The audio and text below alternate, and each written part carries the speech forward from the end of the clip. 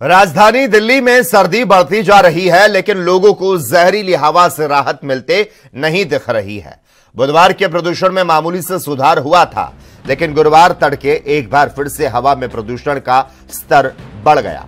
राजधानी के ज्यादातर इलाकों में आज भी हवा 350 से 400 के बीच बेहद ही खराब श्रेणी में बनी हुई है।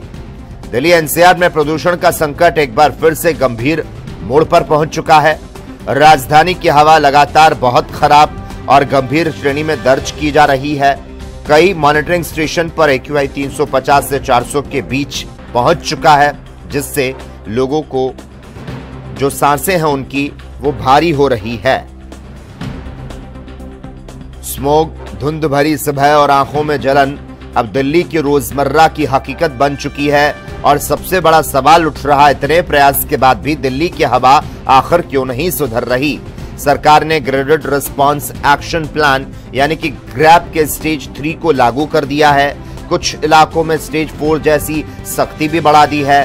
गैर जरूरी निर्माण रोक दिया गया है। औद्योगिक गतिविधियों पर निगरानी बढ़ाई गई है।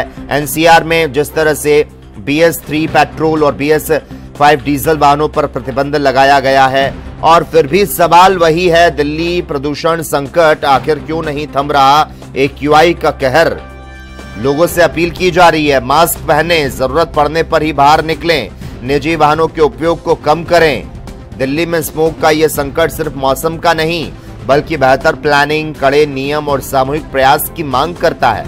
अगर कदम नहीं उठाए गए तो आने वाले दिनों में हवा और भी ज्यादा खतरनाक हो सकती है।